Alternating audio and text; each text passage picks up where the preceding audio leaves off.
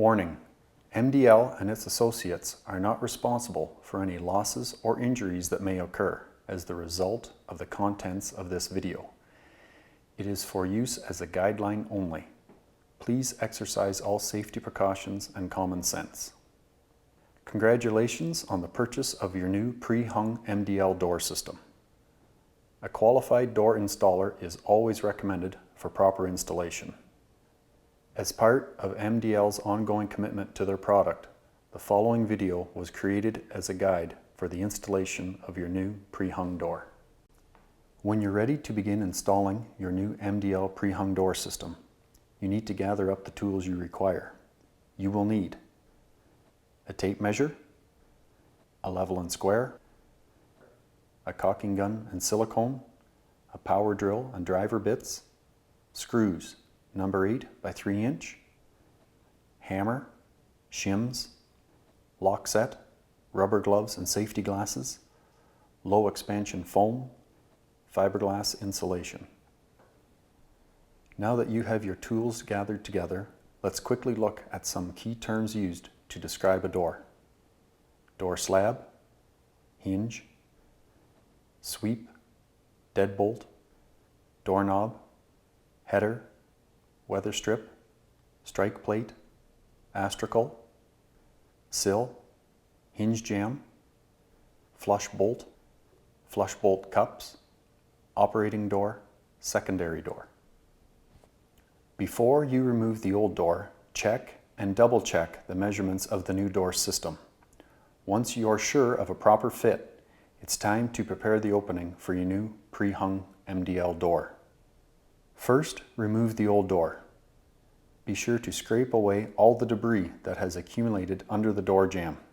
And don't forget to get rid of all that old caulking as well.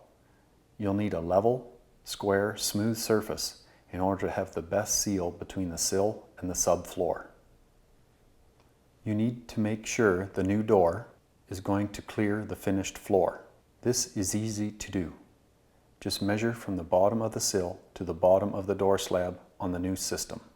Next, measure from the subfloor to the top of the finished floor. This distance should be 1 inch.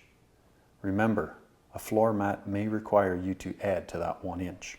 If not enough clearance is available, you can raise the door by adding a piece of pressure-treated wood to the subfloor using caulking and screws. Measure the rough stud opening. Your new door should be approximately a ½ inch shorter and 7/8 of an inch narrower than the opening. While you still have that tape measure out, check that the corners are square. Do this by measuring the opening from corner to corner. On the diagonal, if the measurement is equal, you can confirm the opening is square. Check that the header is level and the subfloor is smooth, sound, and clear of debris. It's now time to apply caulking to the subfloor.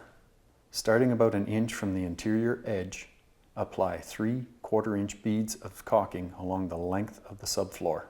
Each row should be about 1 inch apart. This prevents air leakage, drafts, and moisture from coming into the house.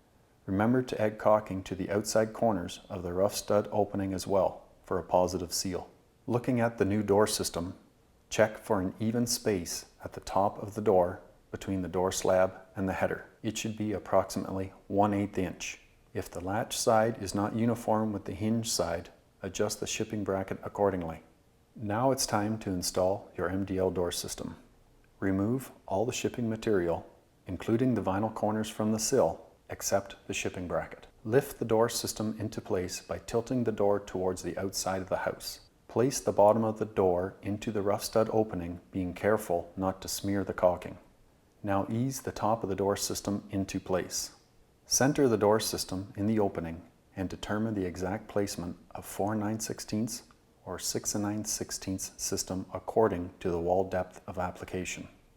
To hold everything in place while you finish the installation, tightly insert shims into all 4 corners of the door system between the side jambs and the wall studs. The top shims should be flush with the top of the side jambs and the bottom shims 3/4 to 1 inch from the bottom. If the floor is uneven, shim beneath the side jambs. Now you need to shim behind the top and bottom hinges on both doors, making sure you have a proper gap of 1/8 inch between the door slabs, the frame, and the hinge jamb. Both door slabs must be at the same height at center. Finally, you are ready to remove the shipping brackets and screws. Check the hinge side of the operating door to make sure it is plumb. Then open the door and place 2 screws in each of the top and bottom hinges. At this time, close the door and check the tolerance between the slab and the frame. Now for the other door, check the hinge side of the secondary door to make sure it is plumb. Then open the door and place 2 screws in the bottom hinge. Standing on the exterior of the house, close the door and make sure that the weather strip contacts the door evenly from top to bottom. If not, adjust the secondary jamb in or out as required. Open both doors and place screws in the top hinge of the secondary door, then close the door. With the secondary door closed, make sure the flush bolts slide easily into the flush bolt cups. If necessary, the cups can be adjusted by turning the cups using a 5/16 Allen wrench. Important: check before completing. Check for an even 1/8 gap around the door system, including between the doors. Make sure the top of the door slabs line up in the middle. There must be an even tolerance of 1/2 to 9/16 inch between the bottom door slab and the top of the sill, with no hump or dip in the sill. Install a screw through the flush bolt cup into the subfloor to keep the center of the sill in place. Shims may be required, preventing the sill from sagging. Now that everything has been checked, let's complete the frame installation. Shim behind the center hinges and insert 2 screws into each hinge. Shim at the center between the top of the door frame and header. Insert a long screw so top of door frame doesn't move when inserting insulation. Now pack fiberglass insulation between the frame and the rough stud opening using a cedar shim to ensure a tight seal. Air seal the recess with 2 inches of low expanding foam. Fill the space between the subfloor and the bottom shims with low expanding foam. Then repeat on the other side to ensure a good airtight seal in this vulnerable location. Measure and cut the trim that will cover the gap between the door frame and the wall stud on the interior.